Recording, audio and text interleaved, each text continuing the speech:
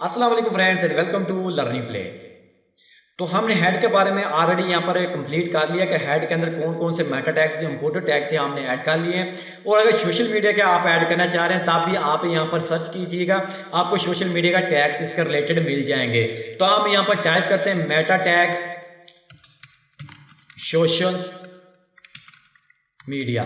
तो social media के related जो भी मेटा टैग्स हैं वो यहाँ पर शो हो जाएंगे, आप उसको भी यहाँ पर ऐड कर सकते हैं। लेकिन हमने आपको पहले नहीं बताया था, यहाँ पर कंट्रोल एस करने के बाद आप इसका व्यू चेक करेंगे ब्राउजर के अंदर कि यहाँ पर कोई भी, यहाँ पर देखिए इसके सोर्स कोड के अंदर वो सारे मेटा टैग शो होंगे, लेकिन यहाँ पर कोई भी टैग शाबा शो नहीं होगा, क्योंकि हेड के अंदर कोई भी जो भी आप टैग देते हैं वो ये वाले टैग देते हैं कि ब्राउजर के अंदर वो शो ना हो, वो लेकिन पीछे वो काम करते होते हैं। सोशल यानी एसईओ के लिए बहुत इंपॉर्टेंट होते हैं आपके पेजेस के लिए।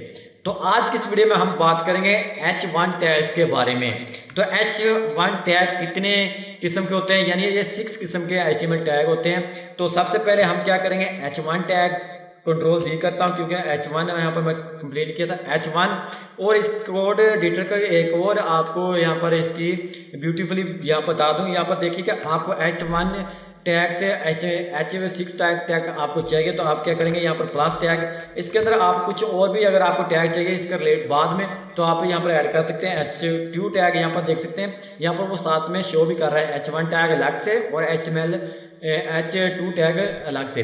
अब प्लस का मतलब कि इसके बाद में ये टैग बने, यहाँ पर देख सकते हैं H1 के बाद H2 बना है। अगर आप चाह रहे हैं H1 के अंदर H2 बने तो वो कैसे है, कंट्रोल में जी करता हूँ, आपने प्लस वाला साइन यहाँ से उठाना, greater than to less than, ये वाला टैग ऐसे ऐड करेंगे तो तब क्या होगा कि H1 के अंदर H2 टैग बनेगा। यहाँ पर देखें H2 टैग, ऐसे आप इसको ऐड कर सकते हैं, ये वाली इसके अंदर फैसिलिटी मौजूद है।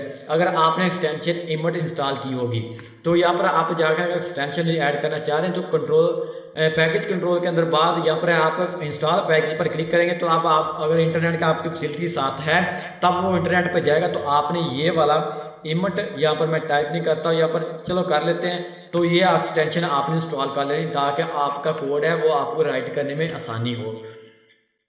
यहाँ पर आ गया, यहाँ पर मैं इमोट टाइप करूँ क्योंकि ऑलरेडी मैंने ऐड किया इसलिए यहाँ पर वो यहाँ पर शो नहीं होगी। और ये CSS के रिलेटेड जो भी है वो आप यहाँ पर जो भी आपको चाहिए वो आप यहाँ से ऐड कर सकते हैं। तो मैं इसको क्या करता हूँ, यहाँ पर इसको मैं रेज कर देता हूँ और इसको मैं क्लोज करने के लिए यहाँ पर क्या करता हूँ, इसको ऐसे कर लेते हैं, इसको क्लोज कर लेते हैं ताकि आप इसको दोबारा ओपन कर लें। इस ऐसे अगर दो फाइलें यहाँ पर ओपन होती तब ये क्लोज हो जाना था।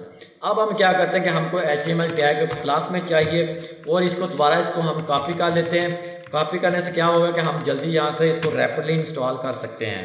तो अब यहाँ पर H+ एक और प्लस लगाएंगे, कंट्रोल V करते हैं, फिर प्लस लगाएंगे, फिर कंट्रोल V करते हैं। हमारे पास यहाँ पर 6 टैग ओपन हो चुके हैं। अब इसको हम जो नेम है 6 देंगे, इसको हम 5 देंगे।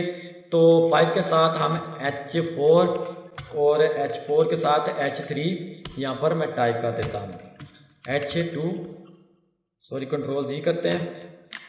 तो H3 था ये, और यहाँ पर H4 टाइप करना था और यहाँ पर H2। और इसके बाद आपने टैब का की दबाने के बाद यहाँ पर देखिए H1 2 3 और हम यहाँ पर टाइप करते हैं दिस इज H1 और यहाँ पर हम टाइप करते हैं। आपने इसकी प्रैक्टिस लाजमी करनी है, अगर आप प्रैक्टिस नहीं करेंगे तो आपका कोई फ़ायदा नहीं यहाँ पर देखने का। मैंने ऐसे काफ़ी टाइम अपना वेस्ट किया कि आया मैं यहाँ पर वीडियो देखता था और बाद में कहता था यार मुझे समझ आ गई, लेकिन जब मैं डेवलपमेंट के काम के अंदर स्टार्ट किया तो तब मुझे पता चला यार मैंने इसकी प्रैक्टिस की होती तो बहुत ही आला था।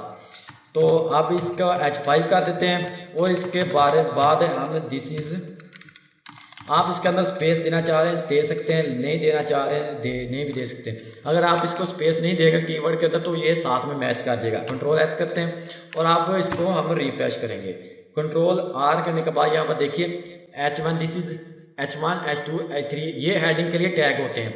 यानी आप जब कोई आर्टिकल लिख रहे होते हैं तो आपने आर्टिकल के अंदर H1 टैग एक ही दफ़ा यूज़ करना है। अगर आप 2 दफ़ा यूज़ करेंगे तो आपके क्रॉलर क्या करेगा, उसको कन्फ्यूज़न होगी, वो आपका पेज इंडेक्स नहीं करेगा। तो आपको ये रेकमेंड करूँगा H1 से H3 तक आपने एक एक ही टैग यूज़ करना है। अगर ज़्यादा करेंगे तो वो आपके लिए बेहतर नहीं है, इससे नीचे आप कुछ भी यूज़ कर सकते हैं।